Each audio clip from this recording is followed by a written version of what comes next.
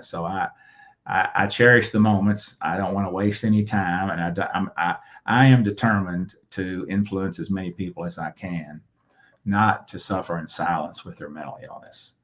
That you can be helped. Don't let the stigma get in your way. And I tell folks, if you're in a crisis, call 988. That is a toll-free nationwide number in the United States.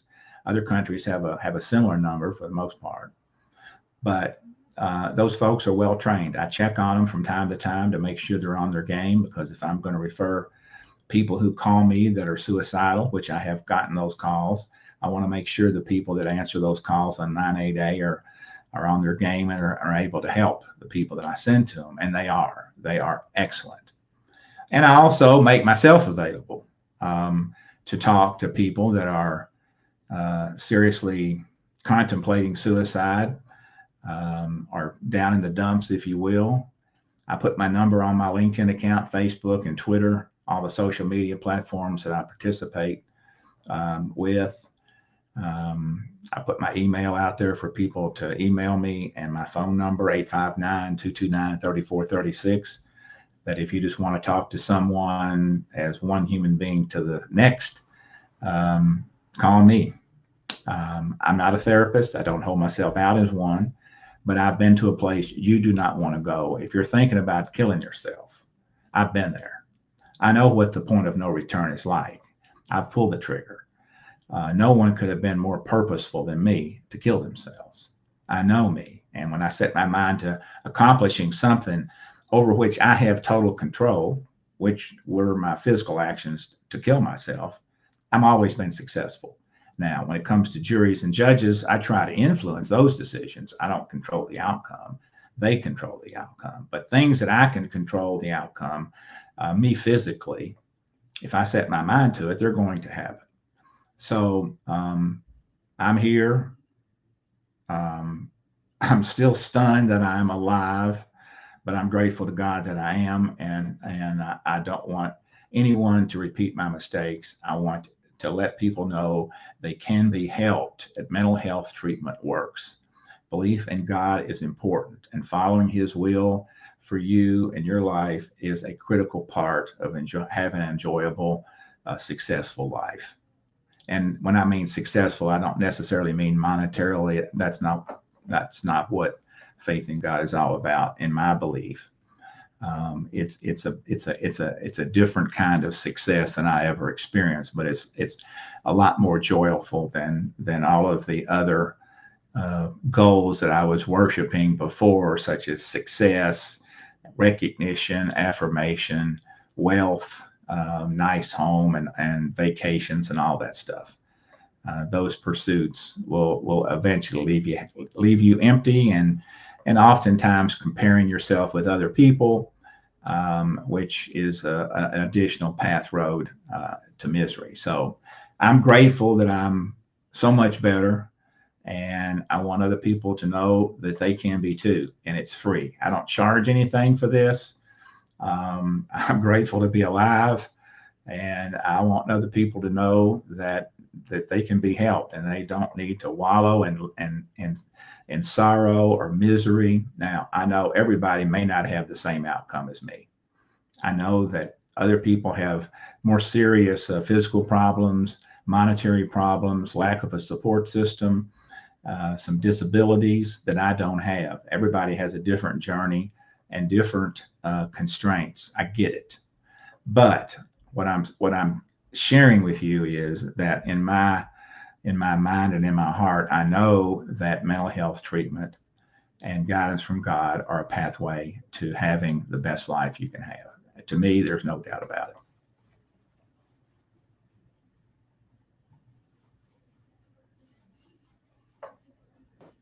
So how can friends and family intervene when it comes to mental health crisis? Like, is there anything that your friends and family can do? Yes. Most of us can pick up on when someone's not acting consistent with how they've acted in the past. They're not as responsive to your inquiries. They've dropped out of sight in terms of connecting with you. Their responses they make may be shorter, cryptic. They may isolate themselves from doing anything, complaining about illnesses that they really don't have, but just wanting to be away from everybody. As human beings, we can generally, I found over the years, pick up on conduct which is inconsistent with how they've behaved in the past, or just cues, if you pay attention to what they say and how they say it, that something is not right. Most of us can pick up on that, if for nothing less than just human instinct, that something's not right here. I mean, this person is upset about something. And what I encourage people to do is follow up with appropriate, authentic questions. Don't simply ask, "How are you doing?" and accept as a response, "I'm fine." I answered that question that way, "I'm fine," thousands of times over my life when I wasn't fine, because I figured they didn't want to know, and I didn't want to tell them how I was feeling in my innermost thoughts, how tormented I was. It was better for me just to keep it to myself. And I did. And that was wrong. Now, you have to, obviously, if you're going to share your innermost secrets, you have to trust the person who's making the inquiry. And that person has to be genuine and authentic in their inquiry. And so for those people that do know the person who may be suffering, I suggest and recommend that they ask more than once, "How are you doing?" Ask a second time, but a different way. Like, "What's the last thing you did for fun?" Or, "What's the last great restaurant meal that you had?" Or, "When was your last vacation, either a big one or a mini vacation?" And keep asking different questions in different ways, but be genuine in your inquiry. Most of us know when someone is genuinely interested in how we're doing by their tone of voice and their persistence. And if someone is just making a kind of a cavalier, "How are you doing?" obligatory, if you will, inquiry, you're not going to get a response. But I can tell you that if the inquiry is genuine, if it is authentic, eventually you're going to get through to that person. Now, a couple of things. It may take some time. It doesn't mean you have to raise the person or create a codependency situation. If you pick up on someone's sorrow and it's prolonged, your persistence in calling them out and getting them to talk about it and getting them in touch, if necessary and appropriate, with a professional may just save their life and get them on a path to recovery. It doesn't take that much time or effort if we pick up on somebody's malaise to be responsive to it. But too often, I think, and I speak for myself anecdotally, it's like, "Well, I really don't want to get involved in doing all that. I just want to, be happy and move on with my life." Well, I was selfish when I did that. I really was selfish, because I know that it doesn't take that much time or effort to pick up on someone's suffering and show some interest for a moment of your time. It's infinitesimal compared to how much time you have to check out somebody, follow up, and help them along, because you might just save a life if you're genuine and ask meaningful questions in a sincere manner. I think that's the best way. There's a lot of resources out there if someone is suffering. I mentioned 988. It's a toll-free number. These people are trained. It's open 24 hours a day if you're stressed out. And you don't have to be suicidal to call that number. If you're just really agitated, but not necessarily suicidal, call that number. These folks are trained to deal with these kinds of calls. They're always available, and they're always interested genuinely in helping people. Other sources would be the American Foundation for Suicide Prevention. Excellent resources there. Also, the National Alliance for the Mentally Ill, NAMI, is a nationwide organization like the American Foundation for Suicide Prevention. Those two websites have the most detailed and helpful information on people suffering with depression and suicide ideation of any two websites that I'm aware of. And I look at those websites to get educated myself, even today, to get up to date, to keep up to date on what I should be paying attention to, since I do make myself available for people who are stressed out to the max and just want to talk to another human being who's been where they are. And I do think there's value in talking with someone who's been there, who's been suffering to the max, who's, you know, been in a place not that many people go, fortunately, as opposed to necessarily, or also talking to a treatment provider. The professionals are the ones that are going to get you well. Talking to folks like me will give you some insight that, hey, I'm not alone. This guy's been there. He went through it. What's he got to say that might be value? He's putting himself out there. I speak the truth. I have no reason to lie. I have every reason to tell the truth because I've been to that point where no one could stop me from killing myself. When I was in the cemetery and I'd left a note for my wife, she'd found it and she was calling me in the cemetery where I was going to kill myself. My daughters were calling me, my brothers were calling me, my partners at the time were calling me. I didn't want to talk to them. There was nothing they could do. It was time for me to die. And so I turned my phone off. You've got to reach people before they get to that point. You've got to, which means you pay attention to family and friends. And the other thing is this: someone that's really down and out, that's been suffering with mental illness for a while, they may not be receptive, okay? They may not even be grateful. They may say, leave me alone, don't bother me. Or after you spent some serious time with them, they may not say, thank you. Don't get your feelings hurt. It's not about you. It's not about you. It's about them. When you are tormented, and I know what tormented is like, max tormented, when you're in that condition, you're not likely to be very nice or responsive to someone that's trying to help you. So don't take it personal. Don't get your feelings hurt. Recognize that this person's in a mental state. They're very fragile.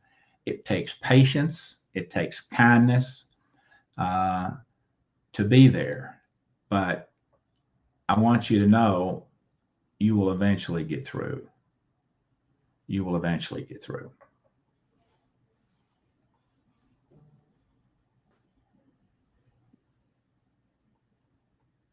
So what are some changes that you would like to see personally? I'm sorry? I'm sorry? Well, what are some changes that you would like to see? I would like to see everybody in society, in our culture, in fact, worldwide, destigmatize this stigma. If you hear somebody make a joke about somebody that's off their medication, or make some off-color joke about somebody that's mentally ill, and take your hand and move it around your side of your ear like I've done many times, like they're cuckoo, stop it. Because you don't know who may be within earshot of you that is masking their mental illness like I did. I heard those comments. I made those comments. I projected my mental illness onto other people.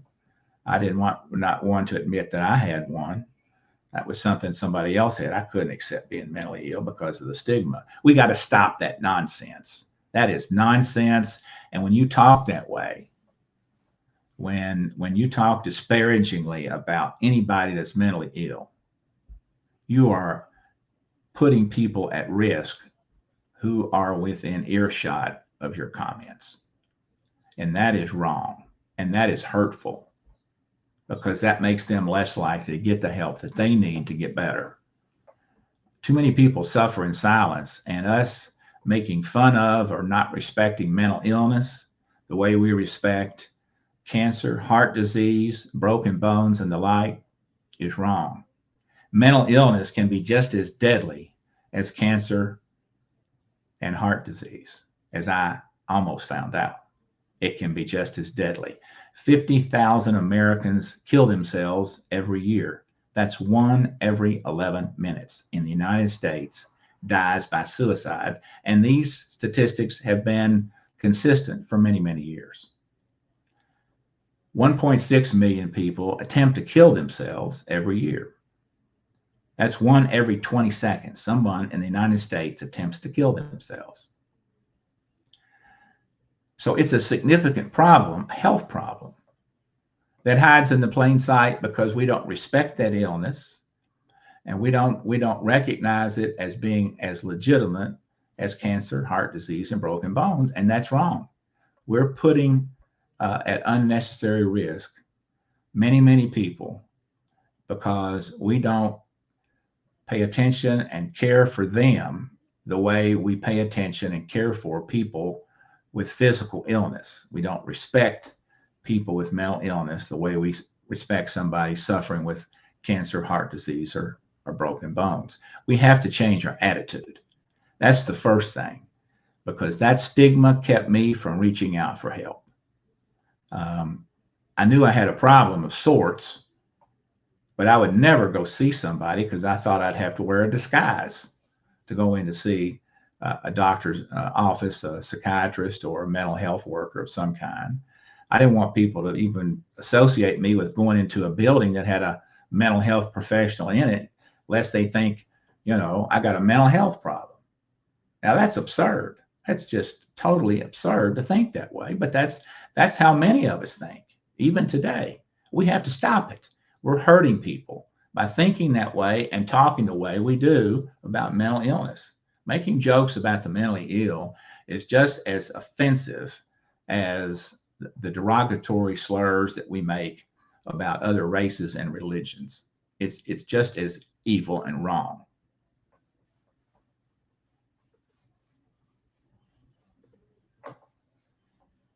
So how can communities and institutions better support mental health awareness and suicide prevention? Like, how can they help prevent this in any way? I think they can attitude, change the way they talk, change the way they think, start paying attention to family members and friends, especially pay attention to family members or friends who are difficult to love, if you will. I mean, let's face it, there are some family members, and maybe your family is different. There are some family members that are more difficult to love and embrace than others. And there's some friends that once were close friends, but for one reason or another, they're not as close as they used to be because they're acting differently or whatever.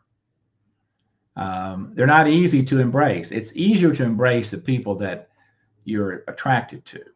It's difficult to reach out and show kindness and appreciation to those that are grumbling, gruff, disrespectful, or unkind. It's tough. That is tough.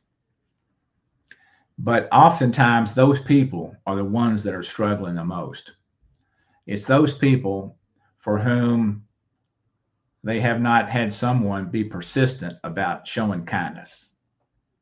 And one thing I've also learned in my recovery is, so much of our problems stem from how people were parented or not parented appropriately, or more in my case, inappropriately. And I used to feel bad about my parents, but I realize now they weren't trained. They didn't have to pass a merit examination on human behavior. They just did it the way their parents did it, which was inappropriate.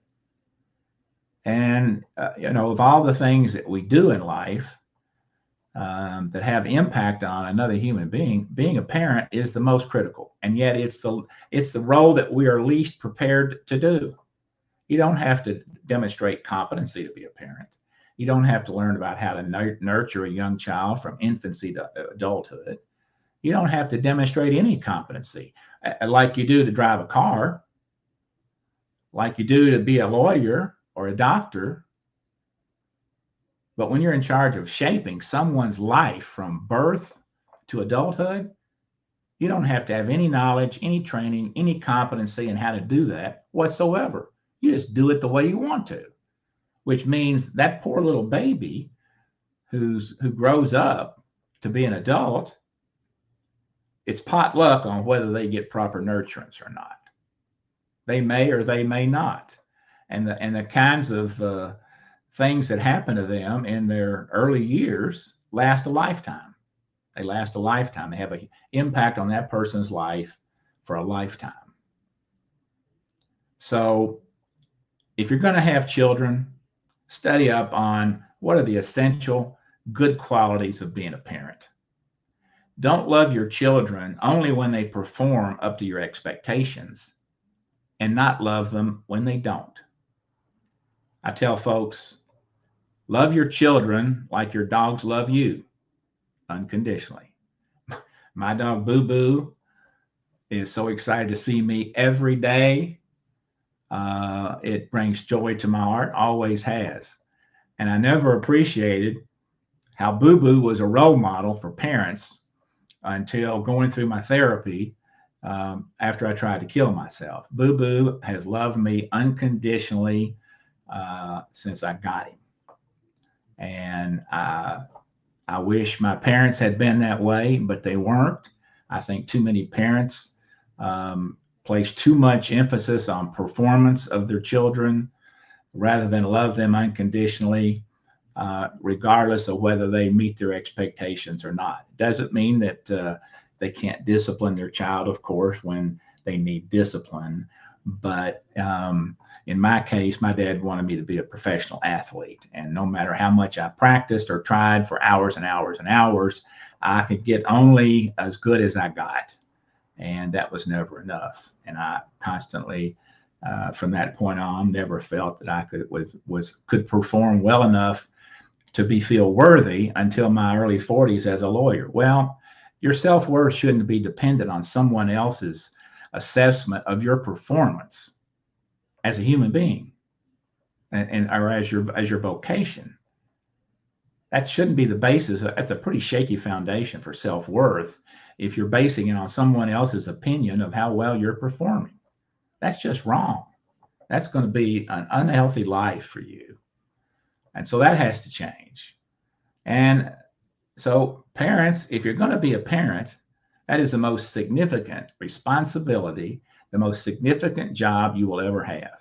And of all the jobs that people have, the one that has the highest potential of causing lifetime harm, it's being a parent if you do it incorrectly.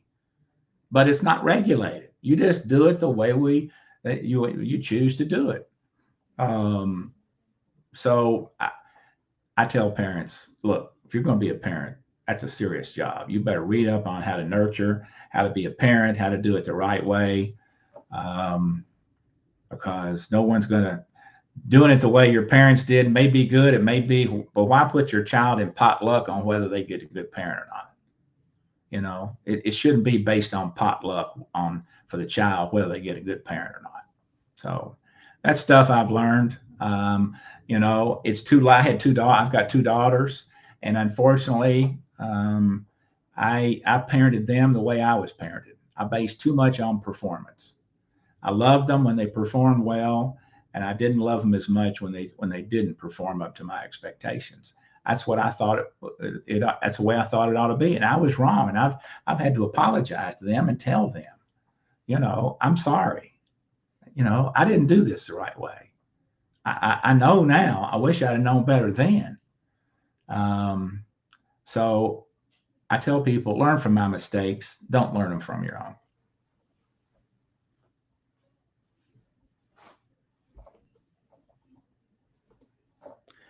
So do you have any shared moments that you would like to let us know about, if you made any impact on other people when they called you and talked to you? Yeah, it was interesting. I went public with my story about a year and a half ago. It was actually published on the front page of the Lexington Herald-Leader, where I live in Lexington, Kentucky, population about 350,000. It was on the front page of the paper and with a video, short video. And about I guess 2 days after the article was published, I got a call from a young lawyer who was terribly distraught, highly emotional, who was in the parking lot of a gun shop. He was going into the gun shop to get a gun to kill himself. And he called me in tears, and he said, I don't know why I'm calling you. I saw your article in the newspaper.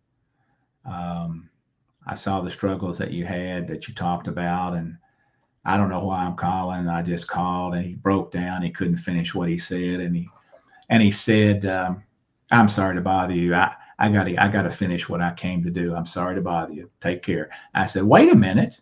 Just wait a minute. Give me 5 minutes. You call me, right? I said, just give me 5 minutes. I said, I've been where you are. I bought that gun, and I put it to the side of my head, and I pulled the trigger. Now, by the grace of God, I'm here to talk to you. I said, so give me 5 minutes. Just give me 5 minutes to talk. And I said, listen, you can be helped. Okay. I'm not blowing smoke. You're at a critical stage, and I've been where you are. I'm not going to lie to you. I'm going to tell you just how it is. Real world, one human being to the next. I'm not a therapist. I can't provide any magic elixir, but I've been through it. I've been there.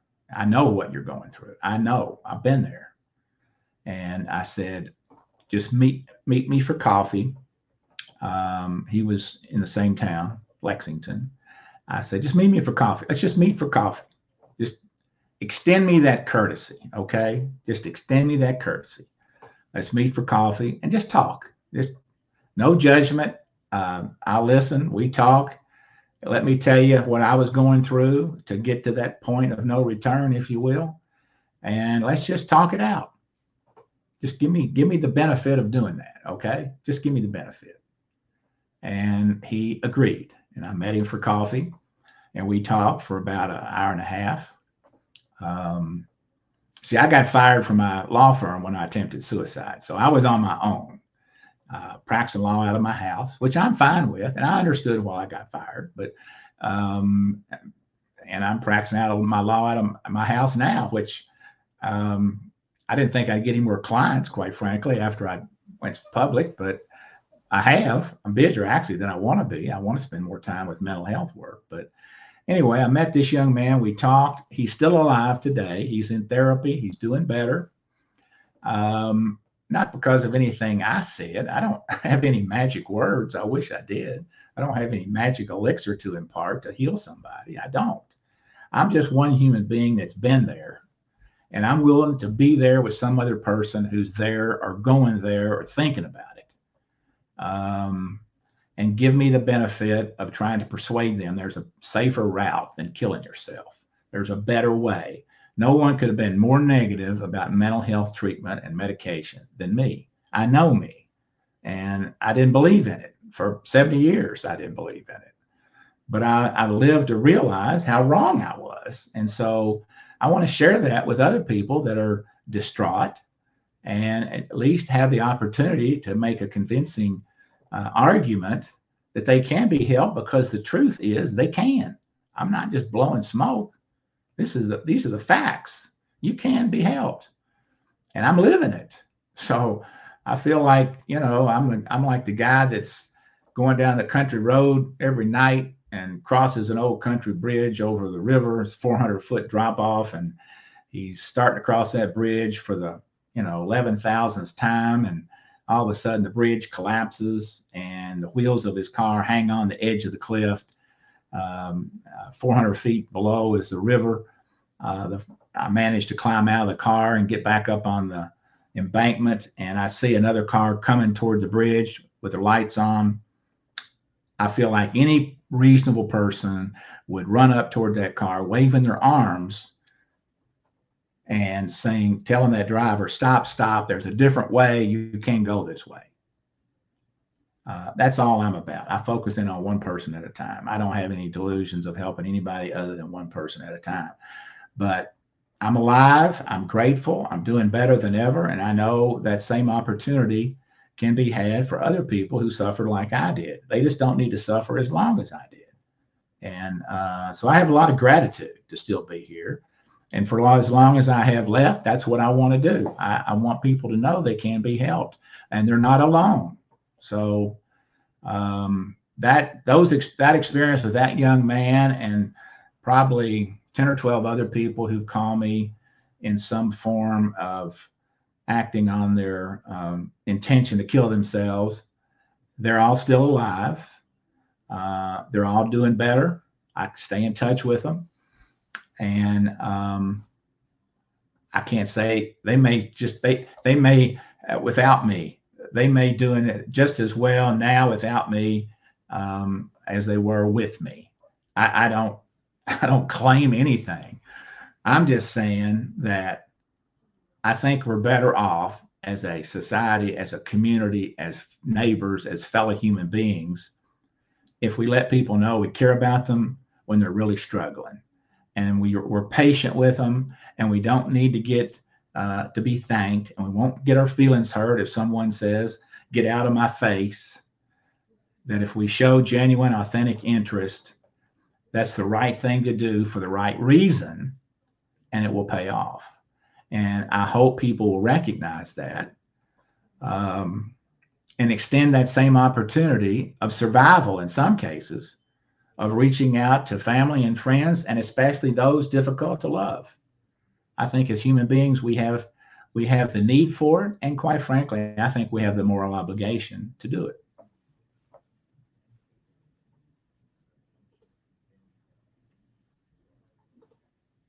So what resources or organizations would you recommend for people to?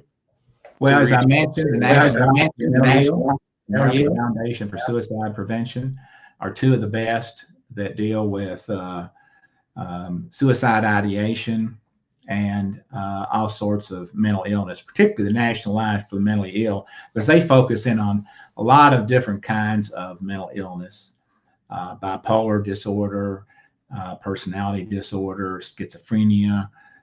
They're more broadly based in terms of their resources and online help, and they have helplines for people that can talk to them. American Foundation for Suicide Prevention also has those, but their focus is more on suicide prevention. So collectively, those two organizations, their websites, they're very responsive to inquiry. They're very helpful. Each state has their own chapter. So it's not just you're not talking about a national number. It's a state chapter that you can get in touch with, and those folks are there to be helpful. And I have found most of the people in suicide prevention get involved in suicide prevention because of personal experience with suicide in one way or the other. A family member, they themselves have had suicide ideation or tried to kill themselves. It's often a personal experience that drives them to be involved, either as a paid professional or as a volunteer. And there's volunteer opportunities for survivors of loved ones who've died by suicide with the American Foundation for Suicide Prevention and the National Alliance for the Mentally Ill. All sorts of volunteer opportunities for people who want to get educated, get involved in their community, fundraise. There's frequent what they call walks in the community, usually once or twice a year, to help raise money, to bring awareness to suicide prevention. Because again, we've got to break the stigma. We have to talk away the darkness. We can't whisper about suicide. That is very destructive. It's not helpful. We have to talk about depression and suicide in the same manner, in the same way, and to the same extent as we talk about all the other ailments that we freely will talk about, such as I need to get a shoulder replacement, I've got to get a hip replacement, and all these other physical operations that people are comfortable in talking about. We're not there yet with mental illness, but we have to be. We must be, if we're ever going to offer hope and to break the stigma for our fellow human beings who are suffering in silence, afraid to reach out for help because of the stigma that we don't break down. We owe it to people not suffering. We owe it to people suffering with mental illness, those of us that have gotten better, to do what we can to stop the stigma. We have to do that. If we care about our fellow human beings at all, we can no longer laugh at mentally ill jokes or take it any less serious than we do cancer, heart disease, and broken bones. It deserves the same respect and empathy. So the last thing before we leave off, was there anything else you wanted to add? Like, by the way, everything will be in the descriptions. Everything will be links. So if anybody needs help, I think that's about it. I mean, my purpose of getting on LinkedIn, I got on LinkedIn and the social media stuff years ago, mainly LinkedIn for business development. I'm not on there anymore for that. I'm on there to reach people, to let them know I've been there. Call me if you want to. And I can help identify resources for people to get in their local communities. And, so I'm not on there for marketing for my law practice. You won't see that. Number one, I don't think putting on a lawyer's website that they suffered from mental illness for 30 years and with a 30-year plan to kill themselves, should they perceive their reputation as a good lawyer, ever be threatened. I haven't seen that on any lawyer's website as a marketing tool to get new business. It will certainly not be on mine. So I don't have any agenda. I don't charge for this. I'm just out there because I'm grateful, honestly grateful, because quite frankly, I know I should be dead and I'm not. And I'm glad I'm not. I don't want anybody else to go through what I went through. There's no need. I mean, I'm not doing anything, quite frankly, that I don't think anybody else similarly situated as me who went through what I did would not also do. I think they would. So I don't consider myself special at all by any means. I'm just grateful. That's it. That's just it. I'm just grateful. Well, I mean, you're special because you're alive and you survived. Yeah. That's what you're special for. But no, as soon as you were telling me that you wanted to talk about mental health and suicide awareness, it completely changed everything. And I was like, we're going to put you on. We're going to have this conversation because it's important. Yeah, it really is important. It's critical for those people that are suffering. It's now. It is really critical. Yes, sir. And thank you, Mr. Simpson. Thank you, Javier. Good talking for having me on your program. No problem. Yes, sir. I'll send you links and everything so that we can post it on LinkedIn and hopefully it'll make an impact on other people. All righty. Good deal. Thank you again. Yes, sir.